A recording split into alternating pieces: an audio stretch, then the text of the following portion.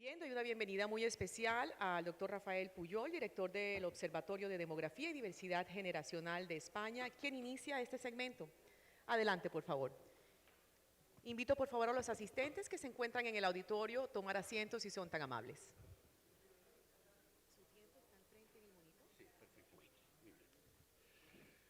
Muy buenas tardes a todos. En España esta hora es la hora de la siesta. Así que voy a hablar de una manera que me permita no despertar a nadie. Quizás ustedes recuerden aquella película que protagonizaba Cary Grant, en la que interpretaba el papel de arqueólogo. Era profesor de la Universidad de Oxford y estaba hablando a sus estudiantes que dormitaban sobre los pupitres. Y de repente el actor pronunció la palabra sexo y todos levantaron automáticamente la cabeza. Yo les voy a hablar de sexo porque les voy a hablar de natalidad, pero no voy a profundizar. Miren, yo creo que la demografía ha estado presente a lo largo de la sesión de la mañana en múltiples ocasiones. Casi todos los intervinientes la citaron por algún motivo. Lo que esta sesión pretende es poner de manifiesto la importancia que esta disciplina está teniendo en la economía y en la sociedad del presente por las profundas consecuencias que la mayor parte de las variables demográficas nos está planteando. Y para responder a esta cuestión de cuál es el papel de la demografía en el ámbito concreto que nos ocupa a todos en esta sesión, en estas sesiones de estos días, que son las pensiones, yo he planteado mi intervención a través de un decálogo de cuestiones que me voy a formular a mí mismo de manera interrogativa y a las que pretendo dar respuesta que espero resulte útil para todos ustedes.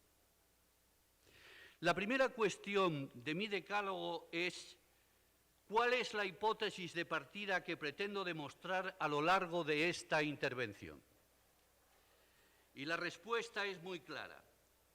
Los factores demográficos ya hoy, pero sobre todo en el futuro, van a impedir el funcionamiento de los sistemas de pensiones basados pura y simplemente en el reparto. Por supuesto que la afirmación es válida para las sociedades occidentales, pero va siendo cada vez más válida para otras sociedades que están adoptando una trayectoria demográfica semejante a la que previamente tuvo Europa o en el otro extremo del mundo, Japón, para las naciones, por lo tanto, en desarrollo, pero para cada vez más naciones del mundo en desarrollo. Y de una manera muy especial para América Latina, que presenta en el momento actual la evolución demográfica más avanzada de los 3 continentes del mundo en desarrollo. Mi segunda pregunta es, ¿cuáles son las variables demográficas fundamentales que condicionan el sistema de reparto? Lo saben todos ustedes perfectamente, pero me van a permitir profundizar un poquito más en esta cuestión. Sin duda, las 2 variables fundamentales son, por un lado, la fecundidad y, por otro lado, el envejecimiento. A ambas cuestiones se refirieron esta mañana distintos intervinientes. Permítanme en este punto hablarles un poco del envejecimiento y en el punto siguiente les hablaré de la fecundidad. El envejecimiento es un proceso que se define en términos relativos. Normalmente decimos que una población está envejecida cuando por lo menos las personas de 65 años y más alcanzan un 10% de los efectivos totales de una población. Ya no empezamos a utilizar este indicador. Ahora, este indicador fijo lo estamos sustituyendo por un indicador móvil, de tal manera que una persona empezaría a ser vieja desde un punto de vista estrictamente estadístico cuando llega a una edad 15 años antes de la esperanza media de vida que exista en cada momento.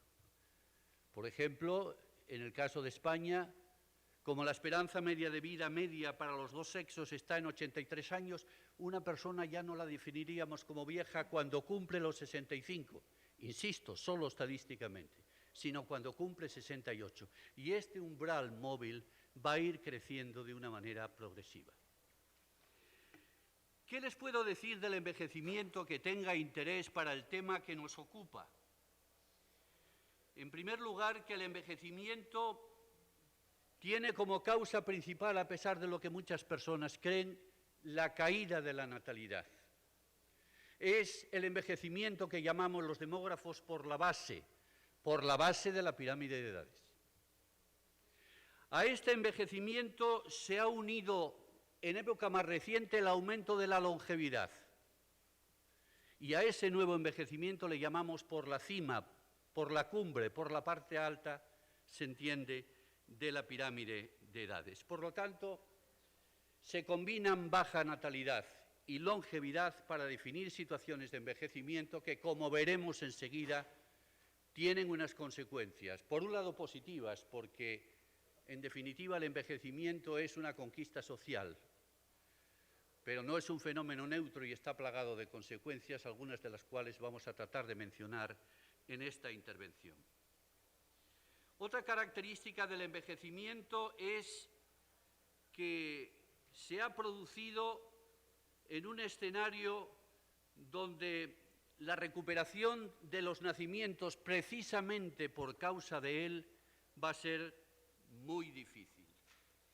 Y todavía el envejecimiento tiene tres características que me permito mencionar.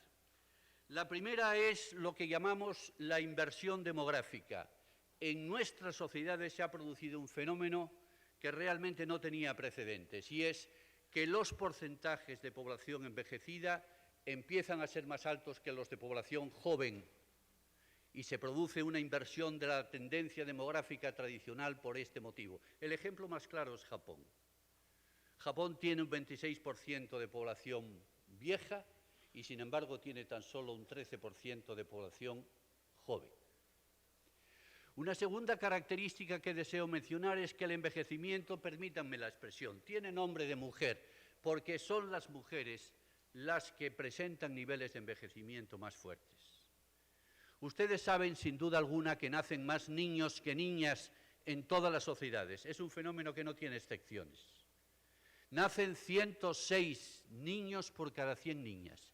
Los sexos se vienen a equiparar en torno a los 50 años y a partir de ese momento empieza a haber más mujeres en proporciones cada vez más crecientes.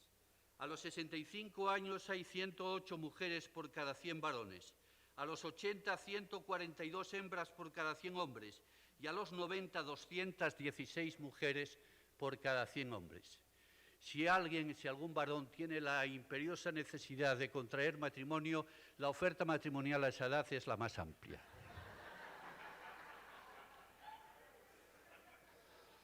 Y otra característica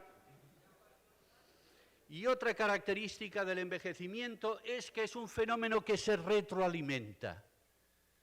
El envejecimiento se puede expresar con la siguiente frase: cada vez más viejos, cada vez más viejos. Porque cada vez más personas de 65 cumplen 70, 75, 80, cada vez hay más octogenarios, nonagenarios, centenarios, e incluso hemos diferenciado una nueva categoría de personas que son los llamados supercentenarios, que son aquellos que tienen 110 años y más. El tercer interrogante que me quería plantear: ¿cómo ha evolucionado la natalidad en las sociedades desarrolladas? Que es lo mismo que decir cómo se va a desarrollar en el futuro en las sociedades del mundo en desarrollo. Yo creo que podemos definirlo con tres características básicas. En primer lugar, ha disminuido los valores de fecundidad por debajo del nivel de reemplazo. El nivel de reemplazo ya saben ustedes perfectamente que son 2 hijos por mujer en las edades reproductivas, estadísticamente hablando, que son las comprendidas entre los 15 y los 49 años. En Europa, por ponerles un ejemplo, no hay ya ningún país que esté con un valor por encima de este umbral. Una segunda característica que define nuestras sociedades es que, como consecuencia de natalidades anteriores bajas, cada vez hay menos mujeres en edad de procrear, de tal manera que para mantener el mismo número de niños es necesario que menos mujeres tengan un esfuerzo, un sobreesfuerzo reproductivo para que no decaiga más el valor de la fecundidad, de la natalidad.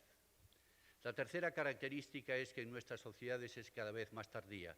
La edad media de tener el primer hijo está por encima de los 30 años y en países como Italia o en España está incluso por encima de los 32 años. Y hijos tardíos al final significan menos hijos, un tamaño familiar cada vez más pequeño. ¿Qué es lo preocupante? Miren, lo preocupante en esta situación de la natalidad es bajar por debajo de 1,5 hijos por mujer. Es lo que los demógrafos llamamos la low slow fertility. Es una situación muy complicada de salir de ella y hay países que ya están en 1,3, como por ejemplo España, o en 1,2, como por ejemplo Polonia. ¿Y por qué es difícil salir de esa situación? Primero, porque esa situación la produce un fenómeno que acabo de mencionar, cada vez menos mujeres en edad de procrear. Segundo, porque familias pequeñas llaman a familias pequeñas. Y tercero, por la aplicación de una ley de un demógrafo americano llamado Richard E. Sterling, que dice que la fecundidad tiende a subir en épocas de abundancia y tiende a reducirse en épocas de escaseces. De tal manera que pone los ejemplos siguientes. En la etapa del baby boom, cuando los hijos pensaban que podían vivir mejor que sus padres, crece la natalidad. En la época reciente de crisis económica que nos ha afectado hace unos años, baja la natalidad porque los hijos piensan que no van a alcanzar el nivel económico y social que tenían sus padres. Salir de esta situación, repito, quédense con esta idea, es un fenómeno profundamente difícil, de tal manera que hay que evitar a toda costa que las fecundidades bajen por debajo de ese nivel crítico del 1,5 hijos por mujer, porque va a ser muy difícil recuperarlo. Mi cuarta cuestión es, ¿el envejecimiento y la longevidad son fenómenos reversibles? ¿Se pueden cambiar? Miren, hay dos tipos de envejecimiento, el individual y el colectivo. El individual es irreversible. Una persona no puede tener dentro de un año una edad inferior a la que tiene este año, aunque hacen maravillas algunas personas al respecto. Hay una ley en estadística que la llamamos la ley de la coquetería femenina, porque hay mujeres, sobre todo mujeres, perdónenme, que les gusta una determinada edad y tienden a repetirla durante varios años.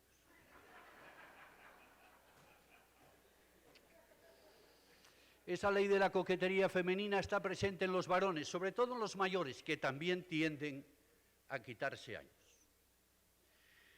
Y si el envejecimiento individual es irreversible, miren, el colectivo lo es igualmente, o al menos es muy difícil de cambiar.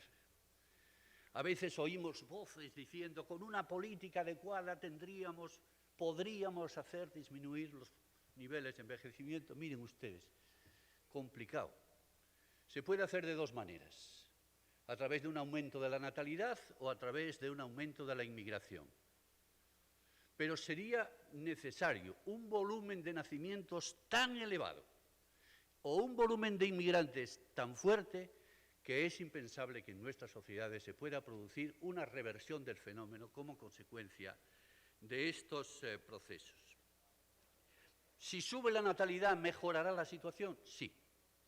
Si hay inmigración que es muy selectiva desde el punto de vista de las edades, ¿mejorará la situación? Sí. ¿La cambiará? No. De tal manera que el envejecimiento es un fenómeno, como les decía, irreversible. Baja natalidad, quinta cuestión. Baja natalidad y fuerte envejecimiento. ¿Cuáles son sus efectos? Pues miren ustedes, las bajas natalidades van a provocar un problema serio de abastecimiento de la mano de obra en la base de la pirámide laboral. Miren, el caso de España, perdónenme que ponga el ejemplo que mejor conozco, es muy significativo. Nosotros de aquí al año 2030 vamos a perder 3,7 millones de personas en las edades comprendidas entre los 18 y los 45 años. ¿Cómo es eso? Pues porque las bajas natalidades de épocas anteriores van a determinar que la entrada por la base de la pirámide laboral va a ser cada vez más reducida. Y al mismo tiempo se va a producir el fenómeno contrario. Se van a incrementar los efectivos de las personas mayores como consecuencia del aumento de la longevidad y en el caso concreto de nuestro país y de muchos otros países europeos, como consecuencia de la llegada a las edades de 65 años y más de las generaciones nacidas en la etapa del baby boom. Si hoy España, si hoy mi país ya tiene problemas para pagar las pensiones por el sistema fundamental que tenemos, que es, como saben todos ustedes, el de reparto, ¿qué no va a ocurrir dentro de unos años cuando empiecen a jubilarse las generaciones del baby boom, que son las generaciones más numerosas de la historia reciente de nuestro país? Los defensores del sistema de reparto, mejor dicho, los defensores de los sistemas públicos de pensiones y, por lo tanto, poco partidarios de los distintos sistemas de capitalización, argumentan que no todo en esta situación es atribuible a la demografía, que es mucho más importante el papel de la economía y que el método de reparto, y en esto quiero insistir especialmente, podría ser sostenible. ¿Qué podemos decir a esta afirmación? Yo creo que no. Ellos argumentan una recuperación del empleo permitiría inyectar en el mercado laboral todos los desocupados que tenemos actualmente, por ejemplo, en nuestro país, que son 3,7 millones. Yo he hecho el cálculo. Y el cálculo me permite comprobar que si llegásemos a una situación de pleno empleo, el valor cotizantes pensionistas, que en estos momentos es de 1,9, podría subir a 2,3, pero con 2,3 no pagamos las pensiones. Un mínimo de 2,5 en economías como las nuestras serían imprescindibles. En otras economías probablemente un número más elevado de trabajadores. Hay otro argumento que se suele utilizar. Se habla del trabajo informal, que la inyección, que la recuperación, que la salida a la luz de los trabajadores informales podría multiplicar el número de cotizantes y con ello resolver el desequilibrio entre activos y dependientes. Yo aquí no voy a citar un ejemplo propio porque, aunque tenemos economía informal, como todos sabemos perfectamente, no tenemos valores especialmente intensos. Pero sí me voy a poner un ejemplo de Colombia. Y me voy a referir a un trabajo de mi buen amigo, el doctor Montenegro y otros colaboradores, que ponen claramente de manifiesto, y me consta que hoy va a hablar de estos temas, que la inyección de los que están en el sector informal a la economía formal tampoco permitiría resolver el problema del fuerte desequilibrio entre activos y dependientes. Y por último hay un argumento que es el de la productividad. Dice que un aumento de la productividad, dicen algunos, permitiría atenuar los desequilibrios. Bueno, es posible, pero no lo resolvería tampoco. Porque en las situaciones que nosotros tenemos, el fuerte envejecimiento que está experimentando la masa laboral del conjunto no permitiría incrementos significativos de los niveles de productividad, permitiría mejoras, pero no niveles suficientes como para resolver ese problema. Aún los críticos del sistema de reparto argumentan que si bien el procedimiento puede hacer difícil el mantenimiento de las pensiones, el Estado puede recurrir a otras vías de financiación para pagarlas, ¿de acuerdo? Pero entonces no estamos hablando del sistema de reparto, estamos hablando de otra cosa completamente diferente, de eso que estaría apoyado en los presupuestos generales del Estado o en impuestos especiales como, por ejemplo, el que el líder del Partido Socialista Español acaba de proponer en el Congreso de los Diputados, que es un impuesto especial al sistema bancario. Mi sexta cuestión, es ¿por qué el viejo sistema de pensiones de Bismarck hoy no es útil, no nos sirve? Yo creo que por dos razones fundamentales. La primera razón es porque cuando él estableció el sistema en 1889, la esperanza media de vida no rebasaba los 35 años y hoy tenemos 80 y tantos.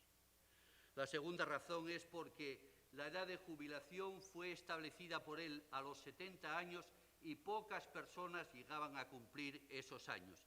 Además del sistema resultaba socialmente muy injusto porque afectaba sobre todo a las clases altas de la sociedad alemana en una época en que el rango social era un claro factor de la mortalidad diferencial. La séptima cuestión, van quedándome pocos minutos, es ¿cómo han reaccionado las sociedades occidentales al desequilibrio entre activos y dependientes?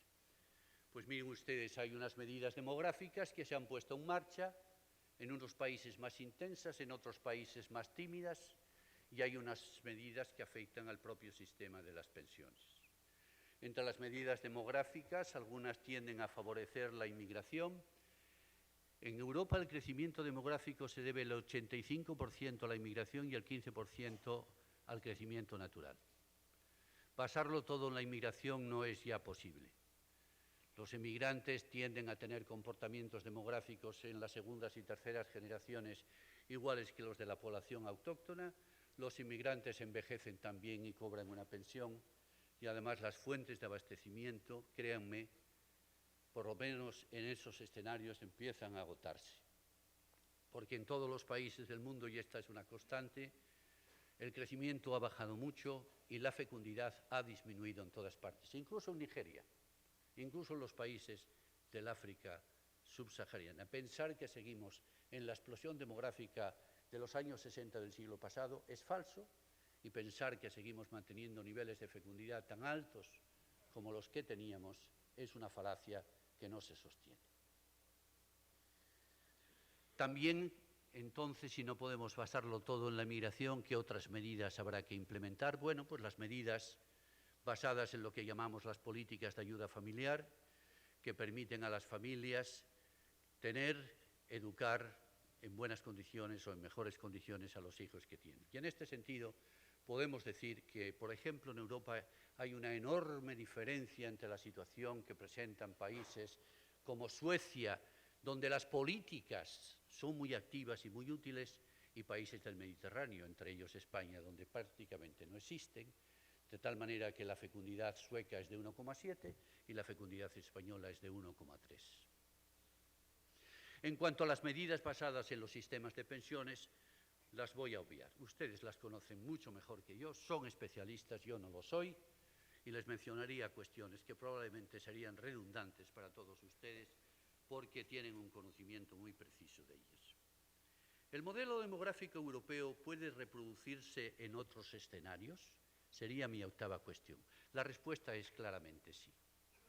Las tendencias que estamos observando en la evolución de la fecundidad internacional y las tendencias que estamos observando en los procesos de envejecimiento de las sociedades del mundo en desarrollo auguran que en un tiempo relativamente corto ya para muchos países se van a producir situaciones muy semejantes a los que han definido la transición demográfica primera y la segunda transición demográfica, que en definitiva está definida por una serie de factores que no es el momento de entrar en ellos, pero que definen sociedades que en el fondo se caracterizan por esa doble condición de natalidades muy bajas y de envejecimientos muy profundos.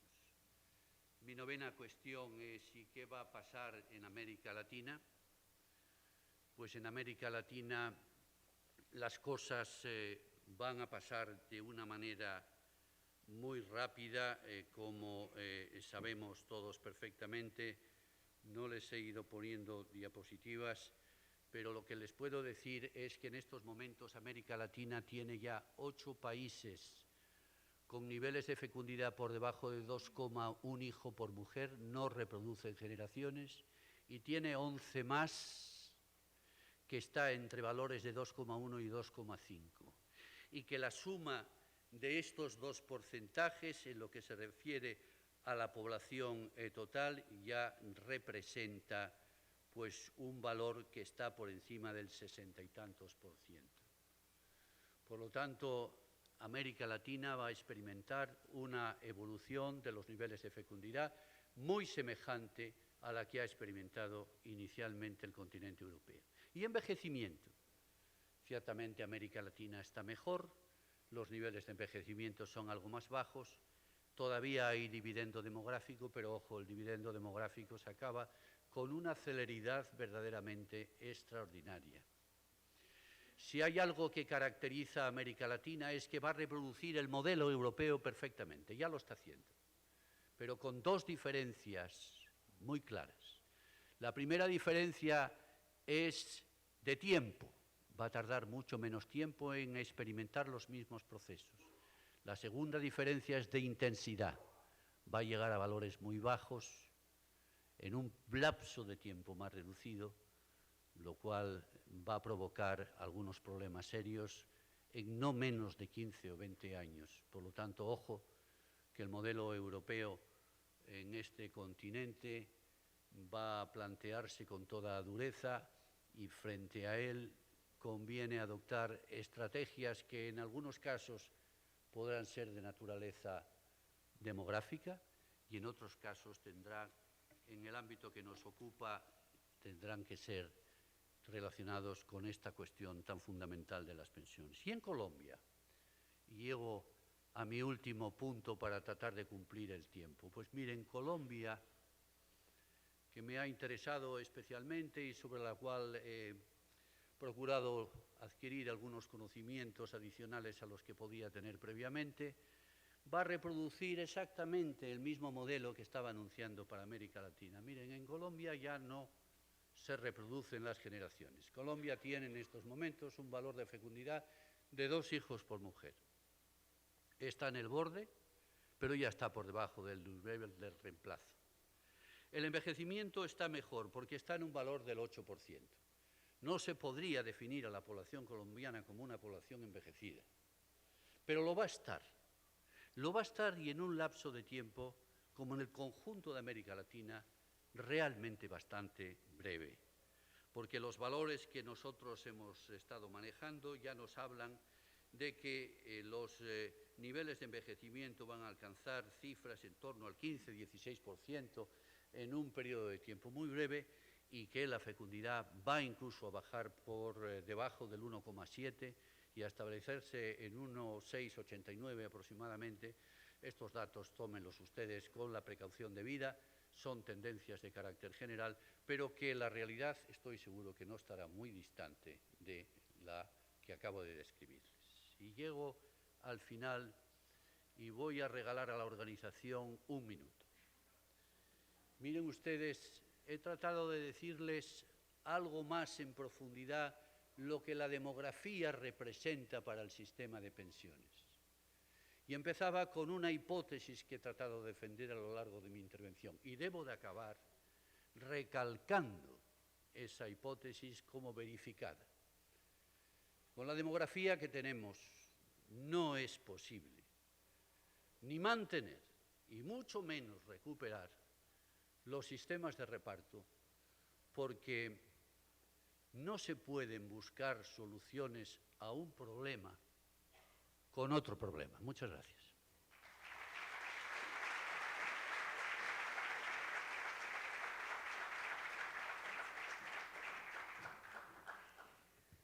Muchísimas gracias, doctor Pujol, por su intervención. Doy paso a la doctora Natalia Roldán, subdirectora general de EULEN de España. Bienvenida.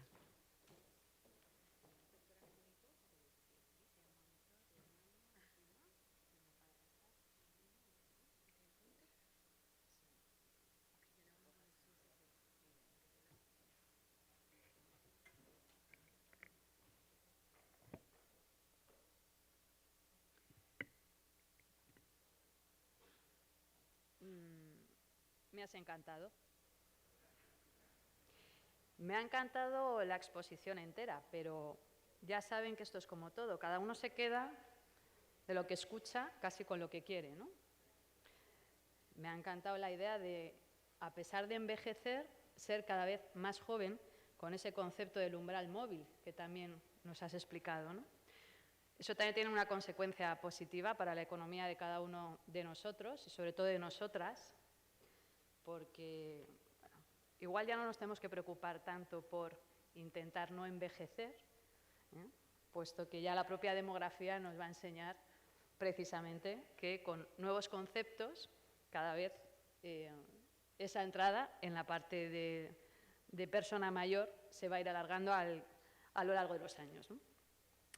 Bueno, permítanme en cualquier caso, en primer lugar, felicitar a través de sus presidentes a FIAP y a su fondo, bueno, pues precisamente por la organización de este congreso, de este seminario y, lógicamente, por la invitación a participar, que me permite además conocer un país tan bonito como este, como Colombia. En mi caso es la primera vez que vengo, espero que no sea la última. Por cierto, tampoco conozco Chile, o sea que yo me ofrezco. Y, lógicamente, a todos ustedes por asistir en esta hora un poquito más complicada, que yo en cualquier caso, bueno, pues lo que voy a tratar es poner en este entorno de lo que hemos estado hablando durante toda la mañana, los temas que se han estado tratando, con respecto a los planes de ahorro, de pensiones, precisamente la parte de recursos de atención, que también son necesarios para atender a las personas mayores en un proceso de envejecimiento. Porque una vez adquirido un sistema en el que me permita tener unas cuantías económicas para poder hacer frente a mi envejecimiento, ¿qué puedo hacer con ese dinero para ser atendido en condiciones cuando empiezo a requerir unos cuidados especializados y unos cuidados de larga duración en todo este proceso del envejecimiento? Bien, para eso yo les voy a pedir que me ayuden, sobre todo en este inicio, para romper el hielo. Les voy a invitar a que cierren los ojos. Sé que les puede sorprender, sobre todo a estas horas. Más de uno puede aprovechar y ya no abrirlos en los próximos 30 minutos. No pasa nada, porque siempre pueden decir que ha sido mi culpa. Pero sí me gustaría que dedicáramos unos segundos. Les voy a pedir que piensen en una persona mayor. ¿Tenemos en la cabeza todos una persona mayor? Bien. Les voy a pedir ahora, pueden abrir los ojos, quien quiera, que levanten la mano a aquellas personas que han pensado en algún familiar suyo. Muy bien. Quieren a sus familiares, eso está muy bien. ¿Quién ha pensado en una persona que no conocía, una persona ajena, un prototipo de persona mayor? Que levante la mano, por favor. Bueno, ¿alguna persona en la sala? Y que levante la mano la persona que haya pensado en sí mismo o en sí misma. Bien, tengo 2, 3 aliados, 4, 5, bien, eso está muy bien. Muy bien. Bueno, yo espero que al final de estos minutos de charla consigamos ser conscientes de que todo lo que nosotros estemos hablando hoy, lo que se está hablando en diferentes foros, es lo que, bueno, pues de alguna manera tenemos que intentar enfocar, aunque sea pensando en el futuro nuestro, el día de mañana. A veces no somos capaces de hacerlo en el presente, por desgracia. Entonces sí, por lo menos, que seamos conscientes que cada uno de nosotros somos capaces de aportar un futuro diferente y, aunque sea desde esa mirada egoísta, será el futuro que cada uno de nosotros tengamos, ¿no? Bien, dicho esto, y no me quiero alargar, que luego vienen unos problemas de tiempo, pero cojo el minuto que el doctor Rafael ha cedido a la organización. Vamos a empezar, pues casi partiendo del mismo punto que hemos estado comentando, ¿no? Es decir, al final todos los países nos vamos a encontrar en la misma situación. Otra cosa son los tiempos, ¿no? Pero efectivamente en todos los países hay un proceso absolutamente natural de mejora, de evolución, que al final da lugar a que los servicios de atención a personas tengan que implantarse en todos los países. Parte de ello, y lo comentaba esta mañana también el doctor Artur, precisamente es la evolución tanto de la tecnología como de la ciencia, de la medicina, que nos permite al final un proceso de envejecimiento, de unos cuidados de larga duración, y eso es absolutamente intrínseco a la evolución de los diferentes países, por supuesto la evolución económica, y algo muy importante es la reducción efectivamente del número de miembros familiares y la incorporación de la mujer al mundo laboral. La incorporación de la mujer al mundo laboral bueno, pues ha sido y es un hito también disruptivo en la situación de planes de cuidados. En cualquier caso, les traslado la experiencia que hasta ahora, y a raíz de la reciente celebración en el año 2016 de los 10 años de implantación de la Ley de Promoción de Autonomía Personal y Atención a Personas en Situación de Dependencia, sí quiero por lo menos ubicarles en algunas diferencias territoriales que tenemos en nuestro país, en España. En este caso, contamos con 17 comunidades autónomas y 2 ciudades autónomas, y a su vez existen diferentes corporaciones locales. ¿Qué supone esto? Bueno, pues que a pesar de que en el ámbito de los servicios sociales y los servicios de salud dependen de un mismo ministerio a nivel estatal, las competencias están transferidas. Es decir, en cada territorio autonómico encontramos bueno, la competencia en materia tanto de sanidad como de servicios sociales, y por otro lado las corporaciones locales pueden bueno, pues hacer mejoras al sistema general propuesto. Hay varios hitos fundamentales tanto en el sistema de atención social como el sistema de atención sanitaria. Bueno, he destacado los que entiendo que pueden ser de mayor interés.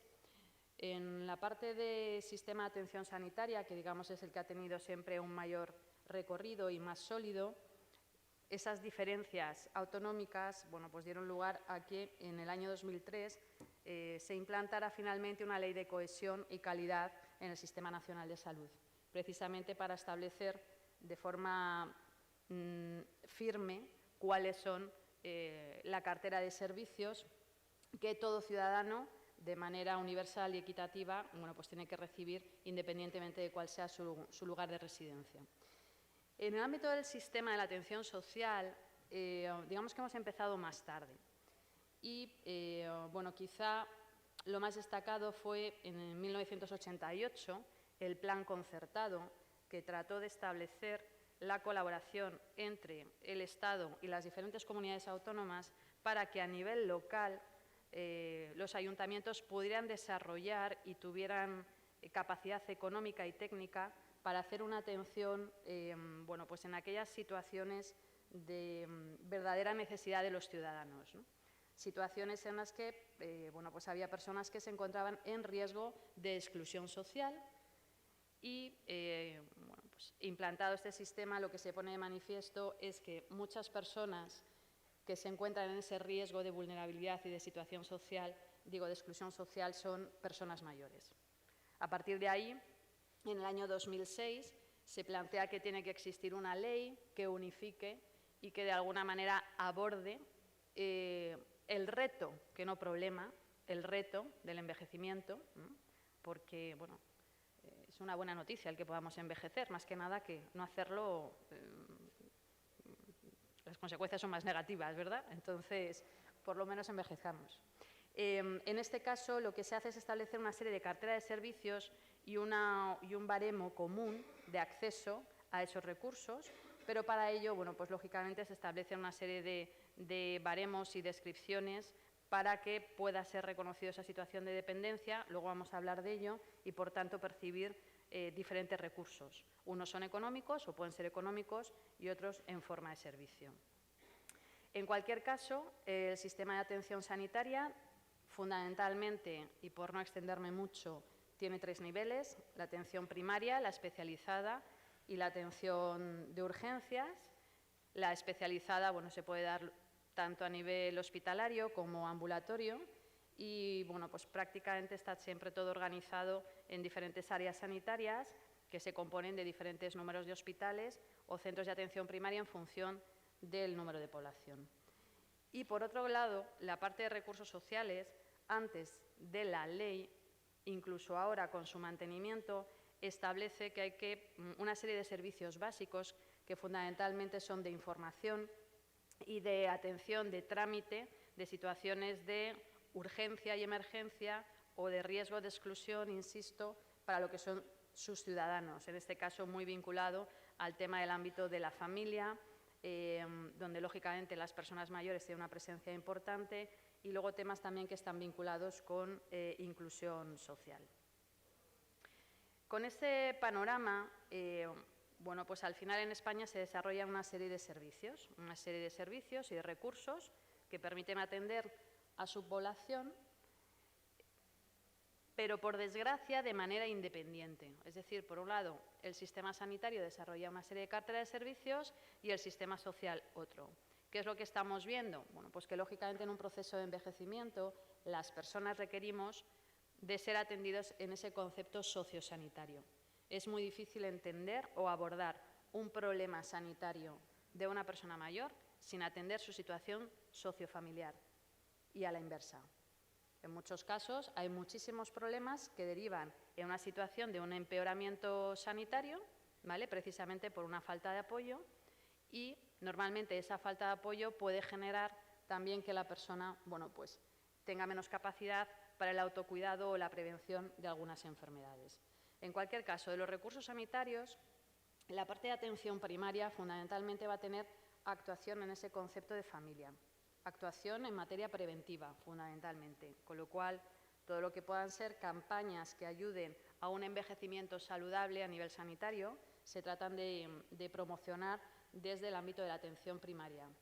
Por otro lado, la especializada, desde la cual nos pueden derivar desde la atención primaria, pues lógicamente, bueno, pues va buscando una criba, un diagnóstico más certero o, lógicamente, bueno, pues pasar, si tengo algún tipo de patología que luego tiene que ser tratada a nivel hospitalario, bueno, pues lógicamente hacer todo ese screening.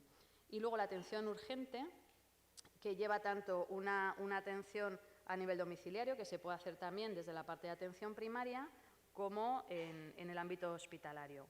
El transporte urgente también está incorporado y programado en los recursos sanitarios desarrollados.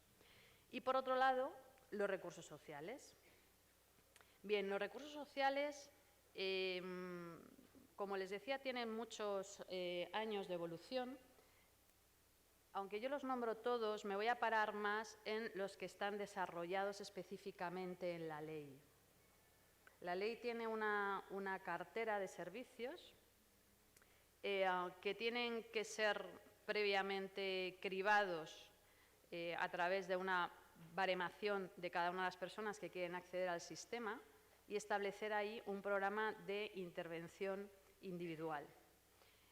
¿Por qué? Bueno, pues porque se considera que la ley trata de establecer un derecho subjetivo de cada uno de los ciudadanos, de poder solicitar una ayuda por esa situación de dependencia en la que se puedan encontrar, y que es importante tener en cuenta que en muchos casos lo que se quiere es mantener ese cuidado en el entorno familiar y, por tanto, se precisa de una baremación tanto de la situación funcional mental como social de cada una de las personas y de ahí establecer cuál es la propuesta de cuidado más adecuada.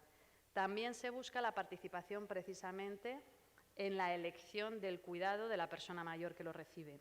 Hasta entonces, prácticamente, lo que se establecía era sin preguntar qué tipo de cuidados tendrían que recibir, y en este caso lo que se hace es partícipe de ello a la persona que los va a recibir más adelante.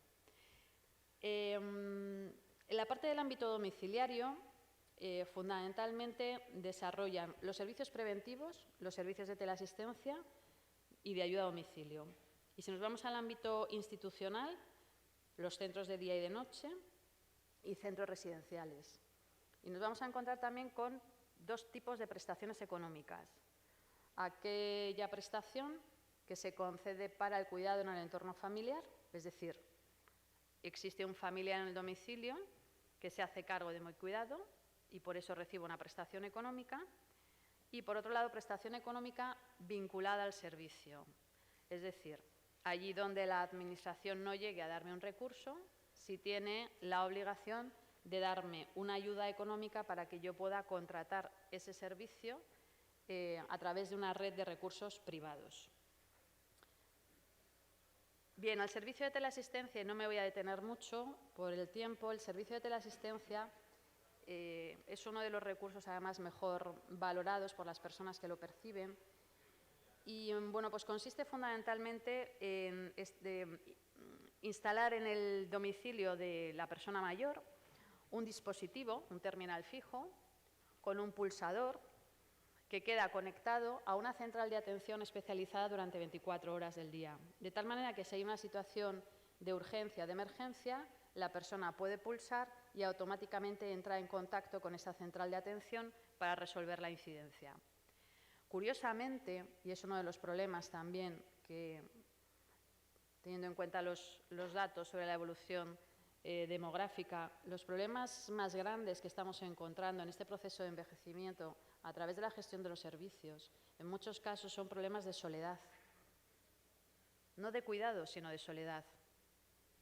Y el servicio de teleasistencia se acaba convirtiendo en un punto de referencia para la persona que vive sola y tener un contacto continuado con el mundo exterior, teniendo en cuenta que a veces hay personas que no pueden salir de casa.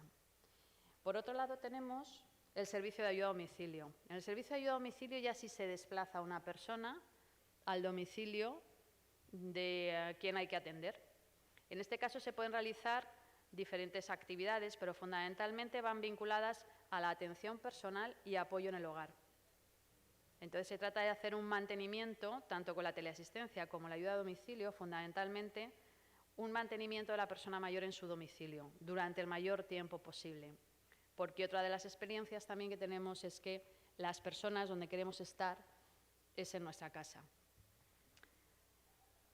Otros recursos que van vinculados a esa atención en el ámbito comunitario están vinculados con la actividad de los centros de día. Los centros de día pues consisten, como bien saben, en pues unos servicios de funcionamiento de lunes a viernes. Normalmente va con el servicio de transporte incluido para que las personas que tengan dificultad para caminar puedan asistir y durante todo el día reciben diferentes programas, tanto de actividades de rehabilitación como a nivel cognitivo. También tiene toda la parte de atención personal y se garantiza también, al menos, que es otro de los problemas que preocupaban mucho, la parte de la alimentación. Los centros de día suelen incluir el desayuno, la comida y la merienda a las personas que asisten a ellos. De tal manera que este tipo de recurso sirve, por un lado, de respiro para el cuidador principal, puesto que en el tiempo que la persona mayor acude a este centro, yo, si soy su cuidadora, puedo estar compaginándolo con una actividad laboral y no tengo que dejar mi puesto de trabajo para atender a esa persona mayor. Y, por otro lado, la parte directa de prevención que puedes realizar con la persona que asiste al centro. Los servicios preventivos, pues tienen un desarrollo menor, fundamentalmente están vinculados a la parte funcional y luego tenemos los centros residenciales. Los centros residenciales que fundamentalmente lo que están cambiando son las metodologías del enfoque del tratamiento de la persona mayor, haciendo un concepto centrado en la persona y no haciendo que la persona se adapte a las estructuras rígidas a veces de los sistemas. Y como les adelantaba anteriormente, dos tipos de prestaciones económicas que van vinculadas a la contratación de servicio. Bien, ¿cuál es nuestra experiencia a través de la gestión de estos servicios? Bueno, pues fundamentalmente, como les decía, es que los dos sistemas de atención a personas, necesitan trabajar de manera mucho más interrelacionada. Esa es una de las maneras también de llegar a lograr una sostenibilidad del sistema en lo que es la parte de atención. No hablamos ahora mismo de la parte económica, que también, porque los servicios cuestan, los servicios tienen un precio. Lo que no tiene sentido es no aprovechar las sinergias entre unos y otros, y por supuesto lo que no tiene sentido es que al final la persona que recibe un tipo de recurso, un tipo de servicio, tenga más de un interlocutor, sobre todo porque se pierde la perspectiva de cuál es la necesidad de esa persona. En cualquier caso, el sistema de atención social basado en la ley es un sistema de derecho subjetivo y en el sistema de atención sanitario universal y gratuito. Aquí tienen algunos datos que no me voy a detener porque esta mañana hemos estado viendo muchos, pero sí el gasto del sistema sanitario, del sistema de la ley de dependencia, que está vinculado a la ley. Como pueden ver, el de sanidad representa un 9%, algo más de un 9% del PIB, y en el caso de la atención a la dependencia apenas llegamos al 1%, con lo cual, bueno, pues existe ahí una evidencia de cuál es el gasto mayor en nuestro país y, lógicamente, bueno, pues yo creo que estamos todos mucho más sensibilizados, lo veíamos antes, ¿no?, con el hecho de que cualquier persona en cualquier momento podemos hacer uso del sistema sanitario, del sistema de salud. Yo puedo tener un problema de salud, pero pocos somos conscientes de si el día de mañana voy a necesitar personas que me cuiden o asistir a algún servicio para que me atiendan y me cuiden. De la parte de la ley, sí me gustaría destacar, bueno, pues precisamente cómo del acceso que se tiene a este tipo de recursos, la aplicación de la misma a efectos de beneficiarios pues tiene un gap bastante importante. De hecho, se reciben, y los últimos datos, hay 1.700.000 solicitudes hechas al sistema y hoy por hoy beneficiarios con prestación son unos 959.000 personas. Es decir, es verdad que no todo el mundo tiene derecho a percibir esa prestación, sí tienes derecho a solicitarla. Y a través de la baremación, si no tienes un grado de esa situación de dependencia, se entiende que no requieres de estar en el sistema de atención con respecto a esta ley. Por eso sí, a través del ámbito local se puede percibir algún otro tipo de recurso. En cualquier caso, ahí pueden ver los porcentajes de prestaciones a través de recursos directos. Es decir, el 67%, casi el 68% de las personas están atendidas a través de servicios, ya sea de ayuda a domicilio, de teleasistencia, de centros de día o de residencia. Y luego, variando el tipo de grado de la situación de dependencia en la que te encuentres, que puede ser una dependencia moderada, severa o una gran dependencia, que sería el nivel mayor, se pueden percibir o diferentes tipos de ayudas económicas o diferentes horas o intensidad que llamamos en la ayuda a domicilio. Esto no ocurre en el centro de día y en la teleasistencia porque es un servicio que, independientemente del grado, si se te da el servicio de teleasistencia, funciona exactamente igual para todos. Bien, ¿qué es lo que ocurre? Bueno, pues este sistema evidencia la necesidad de colaboración tanto del ámbito público como el ámbito privado en la atención sociosanitaria. Y bueno, pues esa es la forma al final que los ciudadanos acabamos haciendo frente a nuestro proceso de cuidado. Nosotros, a través de la experiencia que tenemos en la gestión de recursos, de hecho, este año celebramos ya los 30 años de experiencia en el ámbito de los servicios sociosanitarios, llevamos ya también muchos años operando aquí en América. Pues el número de personas atendidas y de los recursos y servicios que gestionamos nos permite tener una visión quizá más objetiva en tanto en cuanto somos partícipes de los dos sistemas y además gestores de los dos, porque en este caso los procesos de externalización que se llevan a cabo en España permiten que empresas privadas seamos gestores de servicios públicos, que no es una privatización, sino simplemente una delegación de la gestión de un servicio público. ¿Qué conclusiones sacamos? Bueno, pues fundamentalmente que es necesario la integración de los sistemas, para la atención del envejecimiento. No tiene ningún sentido que estemos funcionando en paralelo y que estemos duplicando, en muchos casos, servicios que al final lo que hacemos es duplicar los costes y, por tanto, hacer menos sostenible el sistema de atención. Es verdad que el hándicap de la financiación la vamos a tener siempre. Y una de las conclusiones a la que he llegado es que es imposible llegar al sistema FETEN, porque, como bien sabemos, la propia evolución de la sociedad, la propia evolución de las personas que vamos envejeciendo, hace que tengamos necesidades distintas, la tecnología avanzará más, la ciencia avanzará más, y efectivamente tendremos que tener un sistema que esté en constante y continuada revisión.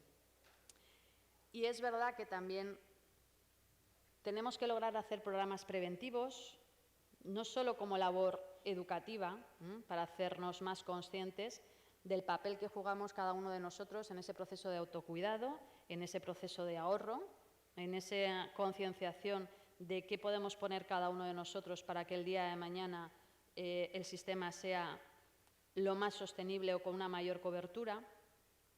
Y para concluir, pues prácticamente unos tips que yo creo que me da tiempo en los 4 minutos que quedan. Envejecer es un éxito y eso es muy, muy bueno. A veces parece que lo planteamos siempre todo como un problema. Creo que en realidad son retos. Retos que parte de cada uno de nosotros, parte de administraciones públicas, parte de entidades privadas. Insisto, nosotros como ciudadanos, en ver de qué manera podemos hacer el abordaje más sensato, ¿no? El sentido común es importante en estas cosas, ¿no? La cronicidad y los cuidados de larga duración son parejos al proceso de envejecimiento, van de la mano. Y a mayor envejecimiento, mayores problemas de cronicidad. Y en el caso de la cronicidad, no se puede curar. En el caso de la cronicidad lo que necesitamos es cuidar. Y en cuidar tenemos que invertir también para que pues realmente tengamos garantías de tener equipos de profesionales formados que entiendan no solo los procesos de envejecimiento, sino también de las características individuales de cada uno de nosotros. En cualquier caso, los cambios sociodemográficos, como ya sabemos, van a tener un impacto muy importante y no se puede entender tampoco hacer políticas dejando aparte todo el sistema familiar, ayudas efectivamente para familias, tratar de potenciar de alguna manera la natalidad de los países y, bueno, pues fundamentalmente tratar de establecer también un sistema intergeneracional y transversal entre diferentes estamentos, ¿no? El proceso de envejecimiento, hemos estado hablando del sistema de salud, el sistema sanitario, pero les diré que en muchos casos es tan necesario como establecer políticas y medidas en materia de vivienda, que sean viviendas que se construyan ya adaptadas. La adaptación de una vivienda me va a permitir que el servicio que yo tenga que prestar a lo mejor dure menos tiempo y por tanto cueste menos, pero además va a permitir que las personas sigan en contacto en su entorno comunitario y de esa manera no hay mejor prevención que lograr un entorno activo para la persona. El envejecimiento, como les decía, conlleva una serie de características biopsicosociales que obligan a tener una atención sociosanitaria y a veces no es cuestión de crear sistemas nuevos, sino reordenar lo que ya tenemos. En cualquier caso, lo que tenemos que hacer es poner a la persona en el centro de la necesidad, no poner los sistemas y luego que las personas tengamos que consumir o tengamos que acceder a lo ya existente. Ahí es donde al final se establecen muchísimas duplicidades. El sistema de financiación mixto y de participación, bueno, lógicamente es otra evidencia. Es cierto que muchas veces cuando se habla de la coparticipación, a veces el propio diseño de un servicio puede hacer que la persona que lo perciba coparticipe en su coste, sin que sea un desembolso directo económico. Y, lógicamente, bueno, pues la flexibilidad y el concepto de cambio en edades de jubilación que, lógicamente, hagan que bueno, pues el sistema tenga durante más tiempo personas activas en materia de empleo.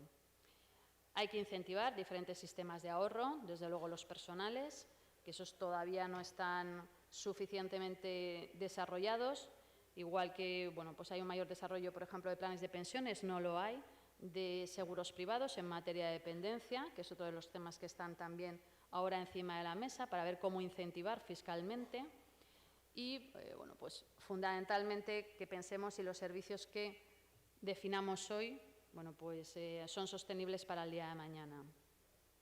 En cualquier caso, la tecnología, que se ha mencionado también esta mañana, es importante a varios efectos, ¿no? Pero uno de ellos es por compartir y tener un sistema único de atención, de información. Lo comentábamos también esta mañana, me llamaba la atención precisamente esa parte de vida laboral y de historia clínica, echaba de menos la social, que forma parte de la vida de una persona. Y esto es uno de los hándicaps también, porque un sistema único de información de las personas, con todas las variables que puedan conllevar bueno, unas mejores condiciones en mi situación de jubilación, es la que va a permitir bueno, pues tomar decisiones de manera muchísimo más ágil, ¿no? Y algo que es fundamental, todo el proceso de envejecimiento, todos los servicios y recursos que hay que desarrollar para hacerles frente, es un importante yacimiento de empleo. Un empleo que tenemos que lograr que sea un empleo de calidad, que sea un empleo reconocido y que sea un empleo del todo cualificado. De tal manera que, bueno, pues la próxima vez que nos preguntemos o imaginemos en una persona mayor, bueno, pues que cada uno de nosotros queramos reflejarnos en un sistema realmente de calidad. Muchísimas gracias.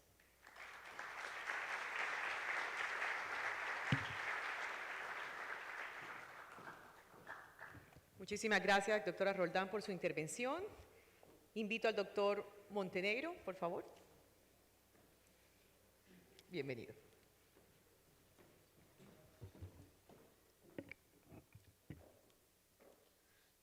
Muchas gracias. Un saludo, Rafael, Natalia y a todos ustedes. Colombia, como ustedes saben, estamos en medio de una campaña presidencial dentro de la cual finalmente el tema de la necesidad de una reforma pensional tomó un lugar importante en esa discusión y eso es muy bueno que haya sucedido. Un poco lo que quiero hacer en esta presentación es resaltar un par de aspectos, de insumos para esa discusión. Pero déjenme comenzar diciendo que nosotros en Colombia, bueno, y en todos nuestros países, necesitamos un sistema pensional que tenga varias características, pero fundamentalmente que sea sostenible en el tiempo y sea capaz de proveer una pensión buena y justa para los adultos mayores. Ese debe ser el objetivo central. El objetivo no debe ser otro, distinto, como ha pasado en algunas partes, resolverle los problemas fiscales al gobierno, darle caja o de esas cosas. Durante mucho tiempo, y ciertamente desde que se inventó el sistema de reparto en Alemania por Bismarck, durante mucho tiempo ese sistema se sustentó, se justificó en un contrato intergeneracional que se consideró eterno y justo. La idea de que siempre habría suficientes jóvenes trabajadores activos para pagarle con sus cotizaciones directamente las pensiones a los adultos mayores. Siempre se consideró que esa relación, si bien no era estable, sería muy alta, la relación entre trabajadores activos y adultos mayores. Ese contrato intergeneracional ya está roto, ya está quebrado. Se ha enfatizado mucho en esta discusión, incluso esta mañana aquí, básicamente dos razones por las cuales ese contrato ya está roto: la transición demográfica y la informalidad laboral. Yo quiero agregar otro elemento que ha roto ese contrato o lo romperá aún más en el futuro, ese contrato intergeneracional. Y un poco lo mencionó ya Klaus Schmidt-Hebel esta mañana. Es la digitalización de la sociedad. Que los robots y los algoritmos están reemplazando trabajo humano, y vaya usted a cobrarles, ¿no?, la cotización a pensiones a un robot o a un algoritmo. Esa relación entonces de trabajadores activos, adultos mayores, será aún más baja. Y en ese sentido, me atrevo a decir, quien gire un cheque bajo ese contrato intergeneracional estará girando un cheque sin fondos. La discusión que tenemos entonces delante de nosotros no es, como se ha planteado también en Colombia, entre el sector público y el sector privado. Esa no es la discusión, esa no puede ser la discusión. La discusión tiene que ser entre un sistema viable y uno que no es viable. Y tenemos que escoger un sistema viable que bien puede ser administrado tanto por el sector público como por el sector privado. En este orden de ideas, entonces, déjenme tratar los siguientes puntos. Primero voy a enumerar unos problemas que consideramos enfrenta un sistema pensional en Colombia, pero son comunes a la mayoría de nuestros países. Dos, voy a entrar en este tema de la digitalización. En tercer lugar, voy a discutir un tema de las rentabilidades del sistema de capitalización versus las rentabilidades de los sistemas de reparto. Quiero introducir esta discusión que por lo menos en Colombia no la hemos tenido muy abiertamente, y creo que es muy relevante para lo que aquí estamos discutiendo. Y finalmente enumeraré lo que consideramos unas premisas o unas bases para lo que debería contener una reforma. Problemas del sistema pensional. 1, la transición demográfica. 2, la informalidad laboral. 3, la digitalización de la sociedad. 4, la baja rentabilidad de los regímenes de reparto. Volveré a este tema más adelante. 5, un problema que tenemos aquí en Colombia y lo tienen en Perú también.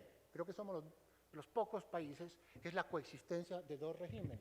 Uno de reparto y otro de capitalización individual, con unos arbitrajes absurdos entre ellos y que tenemos que eliminar. 6, un problema que existe en muchas partes, en Colombia es tremendo, la inequidad del sistema de reparto que tenemos, que según cifras del gobierno nacional, como se ha repetido tanto en los medios recientemente, otorga subsidios que alcanzan a unos 2 puntos del PIB en las pensiones del régimen público y que se concentran en el quintil más alto de ingresos. 3 estudios muestran que ese solo hecho eleva significativamente el coeficiente de Gini del país.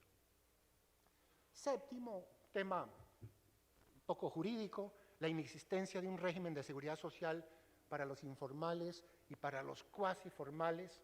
No voy a entrar a profundizar, quizás el día de mañana toco este tema con más detenimiento. 8, el precario gobierno corporativo del régimen público de pensiones, ¿no?, que hay que corregir.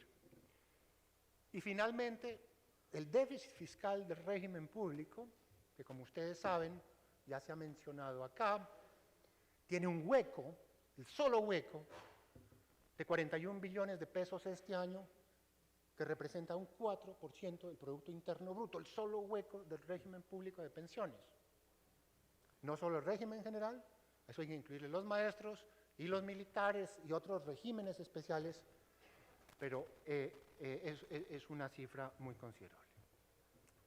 En este orden de ideas, entonces, me voy a concentrar sobre todo en los puntos 3 y 4, la digitalización de la sociedad y la baja rentabilidad de los regímenes de reparto, pero para llegar al 3 tengo que repasar un poquito lo de la transición demográfica y lo de la informalidad laboral.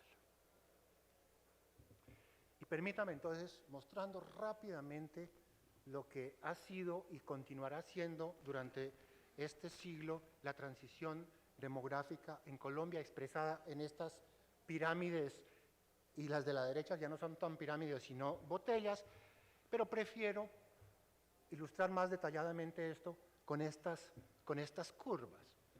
Esas curvas representan la razón de los trabajadores activos a los adultos mayores de 65 años. Estoy utilizando aquí las definiciones de las Naciones Unidas y los datos de población, los escenarios medios de las Naciones Unidas.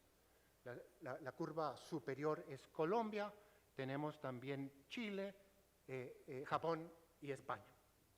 Básicamente lo que dice esta gráfica es que hace medio siglo Colombia tenía más de 11 trabajadores activos por cada adulto mayor. Hoy tenemos poquito menos de 7. Uno diría que aún con 7 trabajadores cotizando con unos parámetros razonables de un régimen de reparto de prima media, como lo llamamos acá, esto es, por lo menos en el corto plazo, sostenible, ¿no? y estaría en equilibrio. Lo que uno nota ahí, como lo resaltaba Rafael Pujol, cae rápidamente esta relación. Hacia el año 2030 tendremos solo 4 y hacia el año 2055 tendremos solo 2. En esta forma, aun si el flujo de este año está en equilibrio en valor presente, esto ya estaría en desequilibrio, a no ser que hagamos unos ajustes muy grandes a los parámetros, que aumentemos las cotizaciones o que reduzcamos las tasas de reemplazo, etc. Chile está en 4, España está en 2, Japón, que es considerado un país pues ya de viejitos, está en un poco más de 1.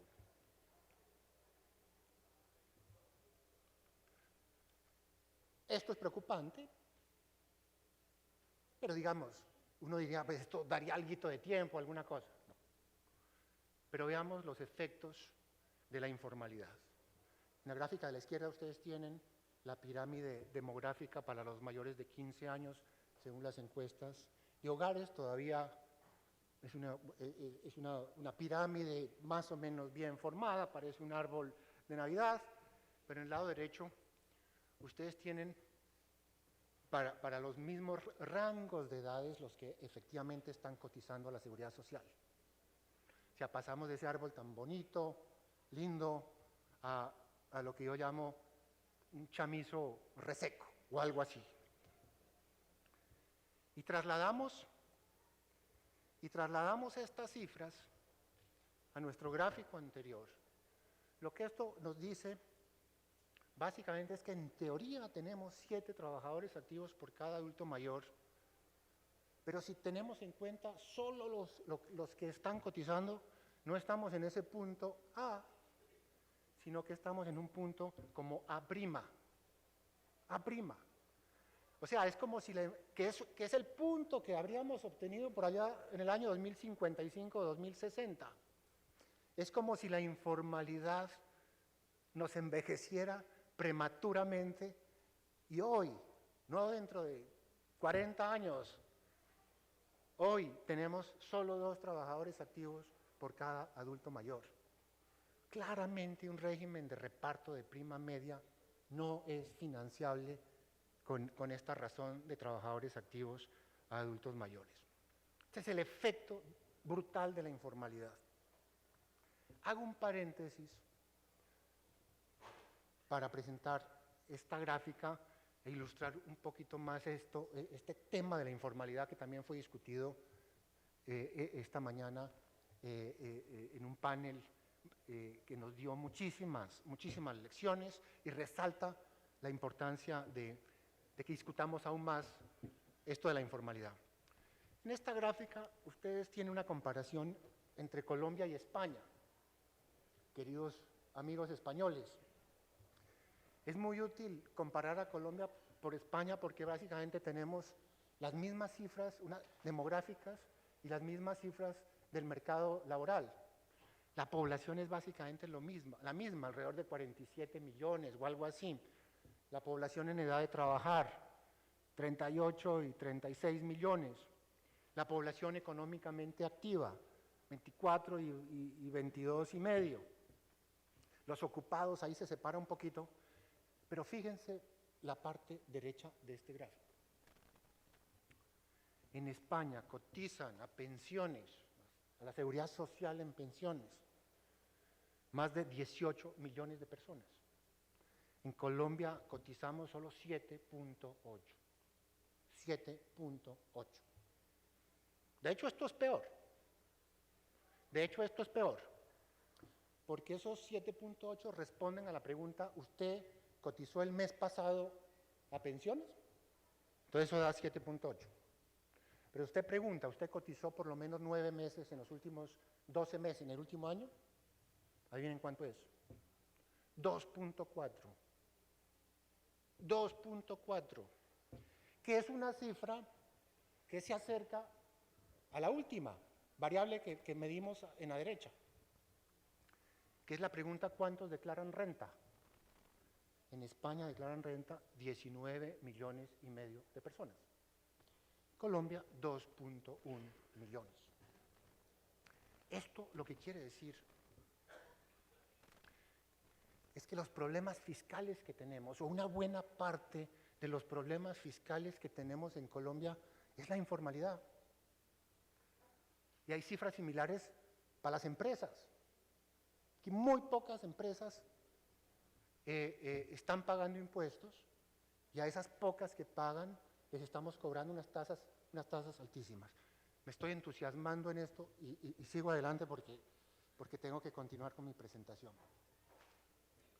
Entonces la informalidad nos tumba esta relación de 7, que en teoría tenemos, a un poquito más de 2. Pero está el tema de la digitalización de la sociedad. Los robots que se están instalando y que están reemplazando trabajo humano. Aquí hay algunas cifras. Stock estimado de robots industriales en el mundo. Esto está creciendo exponencialmente. No voy a detenerme en las gráficas. Robots industriales vendidos por países en 2016. China, Japón, Alemania. Efectos de la digitalización en sectores específicos. Los recaudos de peajes están siendo reemplazados por recaudadores, o ya hace mucho tiempo, electrónicos. Ejemplos, ahí están las tecnologías y las empresas. Open source, self-check de Google. Pilotos de combate reemplazados por drones. Ahí está la empresa Northrop Grumman. Maquinistas en los trenes. Despachadores de taxis, etcétera, ¿no? Etcétera. Esto se está dando en todos los sectores. Esta gráfica es impresionante para los Estados Unidos. Unas estimaciones que dicen que básicamente el 47% del empleo tiene una probabilidad de 0.8 de que será reemplazada por algoritmos o por robots en algún momento. Sobre todo en empleos de baja calificación. Los que se van a defender más son los que requieren más alta calificación de los trabajadores. Si trasladamos esto entonces a nuestra gráfica anterior, o sea, a esta relación de trabajadores activos a adultos mayores, vemos que va a ser aún más baja de lo que pensábamos, por efecto de la digitalización de la sociedad. O sea que vamos a tener menos cotizantes formales para sostener, ¿no?, un régimen de prima media o de reparto en el futuro.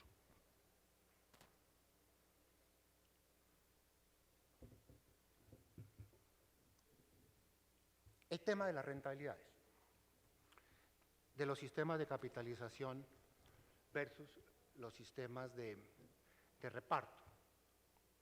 Imaginemos por algún momento que esa relación de trabajadores activos, adultos mayores, se pudiera mantener, digamos, lo que sea, 7. Lo que voy a decir provee argumentos para pensar que aun si esa relación se mantiene y uno pudiera argumentar que se puede mantener el contrato intergeneracional, hay otras razones para pensar también que un sistema de ahorro y capitalización es superior a un sistema de reparto. La rentabilidad de un sistema de capitalización, pues básicamente el retorno al capital, eso no tiene mucho misterio, pero la rentabilidad de los sistemas de reparto puede tener más misterio. En Colombia algunos han dicho que eso se estima por el costo de oportunidad de emitir un bono. En esto hay una literatura que hasta donde sabemos se remonta a Samuelson, un paper de Samuelson del año 58. Se discutió mucho de esto en los 80s y 90s y revivió este debate Thomas Piketty en su famoso libro El Capital en el siglo XXI, y a raíz de eso ha habido aportes como el profesor Sala y Martin, quien nos acompañará mañana por la tarde acá en este escenario. Para ponerlo en términos muy simples, supongamos, ¿no?, que tenemos un modelo en que la gente vive solo 2 periodos, recibe un salario W y cotiza, y vive un segundo periodo. Entonces un poco es pensando qué le provee cada régimen de reparto de capitalización en ese segundo periodo.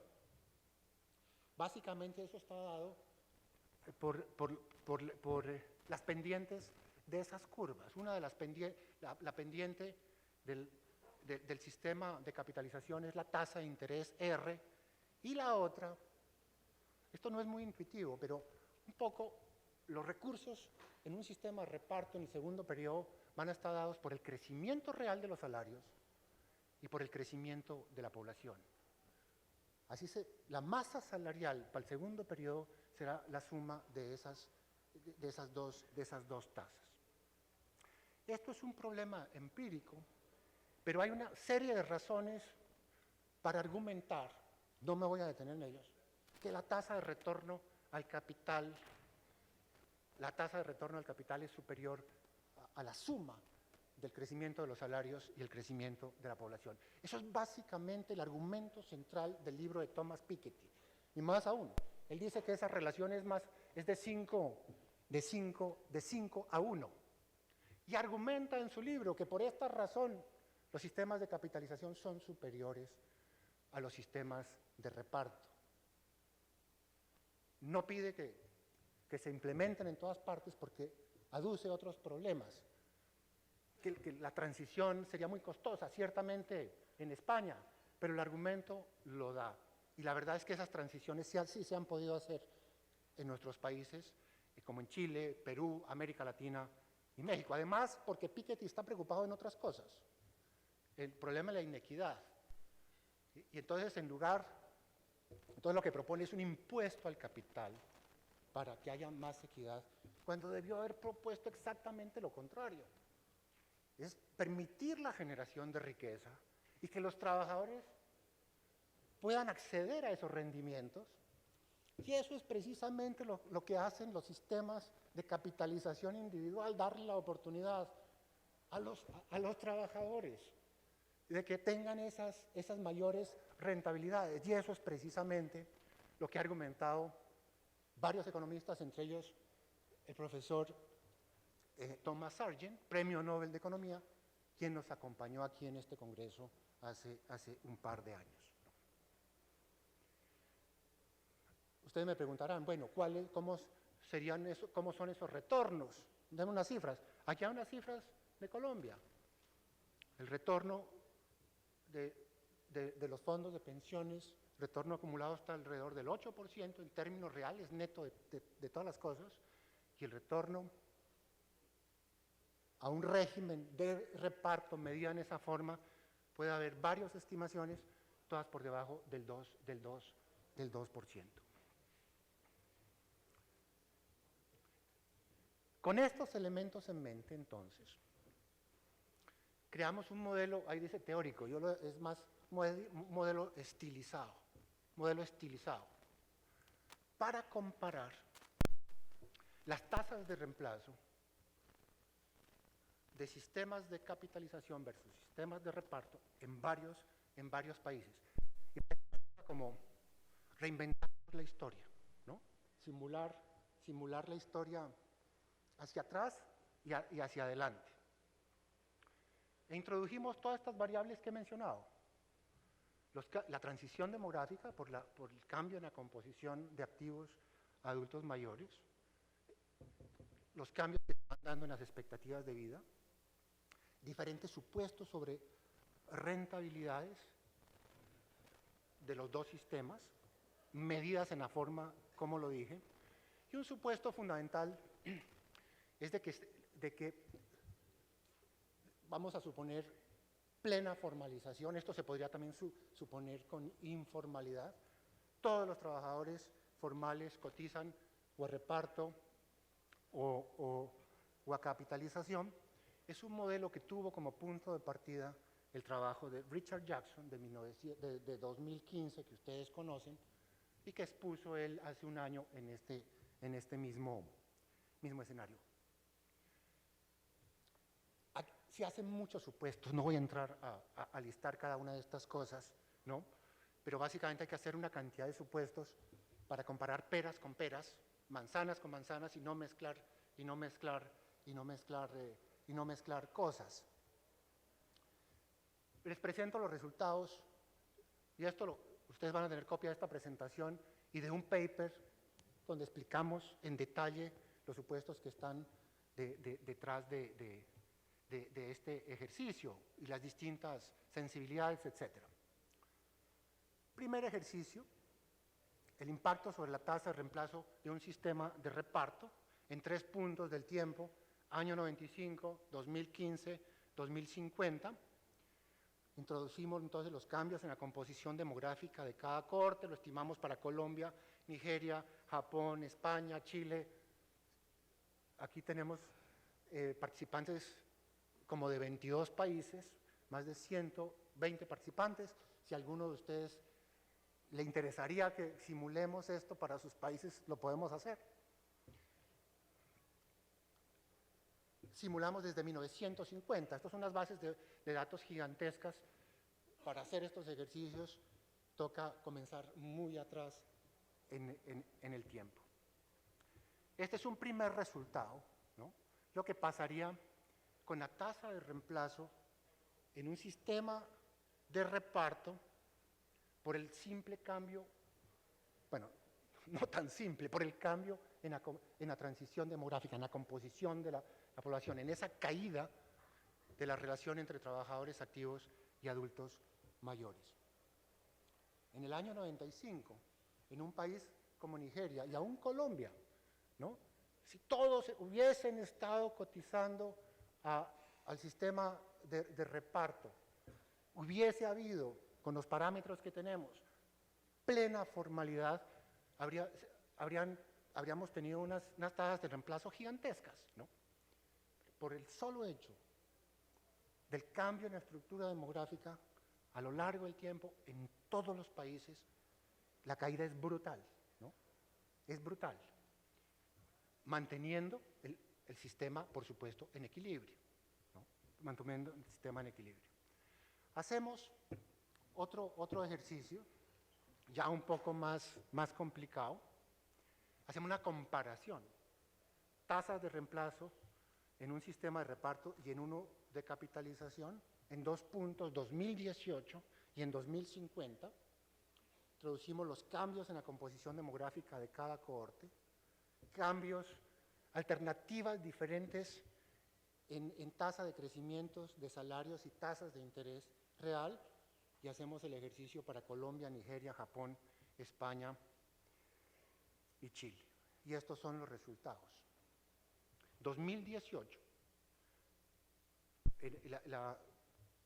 la línea de abajo, la fila de abajo, son las tasas estimadas de reemplazo en un sistema de reparto, y la matriz superior, digamos, son los resultados en capitalización considerando distintas tasas de crecimiento de los salarios y rendimientos reales del capital. Y un poco la parte verde muestra los puntos en los cuales capitalización es superior a reparto. Y básicamente con las cifras que les mostré de Colombia, el sistema de capitalización es superior al reparto. En el 2018 y hacia 2050, cuando ya tenemos toda esta transición demográfica, prácticamente en toda la matriz es superior un sistema de capitalización individual. Hacemos el mismo ejercicio para Chile. Hoy en día, prácticamente toda la matriz, ¿no?, favorece la capitalización individual. Y esto muestra que están en lo correcto. Hacia el 2050, aún más. Los amigos españoles, hoy deberían tener capitalización individual. Esto lo han dicho varios documentos. Alguien mostraba que si España hubiese tenido un sistema de capitalización implementado hace 40, 50 años, podrían tener pensiones 5 veces superiores a las que tienen ahora. Y si esto es verdad ahora, en el 50 mucho más. Nigeria domina el reparto. ¿Por qué?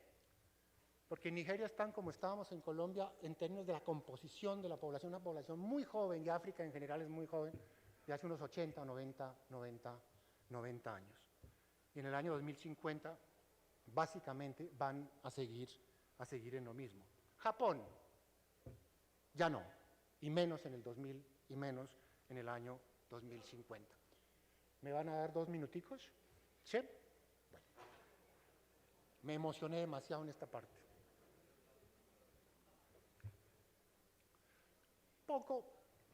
Entonces, estos son argumentos adicionales para tener en cuenta en la discusión de una reforma pensional que necesitamos implementar aquí en Colombia. La discusión debe ser cuál es el mejor sistema, no quién lo administra. Y un poco lo que queremos decir es, por todas estas razones, por la transición demográfica, por la informalidad que tenemos, aún si se recupera, yo no mostré ese ejercicio que Rafael Pujol mencionó, aún si hacemos un esfuerzo muy grande en reducir la informalidad, ya esto no nos da, ¿no? Por la digitalización de la sociedad y por las mayores rentabilidades que tiene un sistema de capitalización comparado con reparto. Necesitamos un régimen de capitalización individual. Pero lo pueden administrar tanto administradores públicos como privados. Esto no puede ser un debate sector público versus sector privado. Hay un puntico que quiero también resaltar. Dentro del esquema puramente contributivo, nosotros tenemos un pilar solidario no contributivo que se llama adulto mayor, luego un semicontributivo que llamamos los beneficios económicos periódicos. Todo lo que les he dicho hoy me he referido a la parte puramente contributiva. Entonces hay un punto en esa parte contributiva en donde hemos tenido una discusión aquí en Colombia para promover la formalización laboral. Por ejemplo, quienes han cotizado mucho tienen la edad legal de jubilación, pero no les alcanza el capital. Hemos planteado el acceso a una pensión de salario mínimo, pero dentro de un esquema de capitalización, sin subsidios del gobierno y financiado con contribuciones al interior del sistema. Este es un punto muy importante. En el orden, aquí tengo como punto quinto, lo que hagamos, y aquí están un buen número de parlamentarios que nos acompañan, en lo que hagamos, por supuesto, hay que respetar los derechos adquiridos de quienes ya están jubilados y las expectativas legítimas de quienes estén próximos a jubilarse. Esto implicará pues una transición, ¿no? Una transición. A partir de cierta fecha también los nuevos cotizantes deberán entrar a un régimen de capitalización. Como dije, aquí puede haber una AFP pública, ¿no? Y para quienes les falte más de 10 años, pues hay que precisar, ¿no? ese régimen de transición. Y finalmente, 3 puntos sobre el régimen que llamé semicontributivo, lo que aquí en Colombia llamamos los beneficios económicos periódicos. Como está implementado eso ahora, es para la etapa de acumulación. Los ahorros han sido muy magros, muy reducidos. Lo que proponemos es que para aquellas personas que no alcanzan a formar una pensión con sus ahorros y tampoco entrar a ese esquema del Fondo de Garantía de Pensión Mínima, con esos recursos se construye una renta vitalicia. Los BEPS tienen que ser, pensamos, ajustados en esa dirección. Y finalmente, el régimen solidario no contributivo, lo que en Colombia llamamos Colombia Mayor, ampliarlo a toda la población SISBEN 1 y 2 y subir ese monto que reciben de unos $20, que es aproximadamente lo que recibe un pequeño grupo hoy, subirlo a la línea de pobreza, 240.000 pesos, algo así como 70, 75 $. Esto cuesta plata, ¿no? Pero si hacemos esta reforma, un producto de esta reforma será ahorrar, un ahorro muy grande proveniente de la eliminación de esos subsidios que tiene el régimen público, 2 puntos del PIB, nos permitirá aumentar significativamente la cobertura de un 35% que tenemos hoy a un 65% con una senda fiscal muy eficiente que va a ahorrar muchos recursos comparado a un escenario base alternativo con lo que tenemos hoy. Muchas gracias.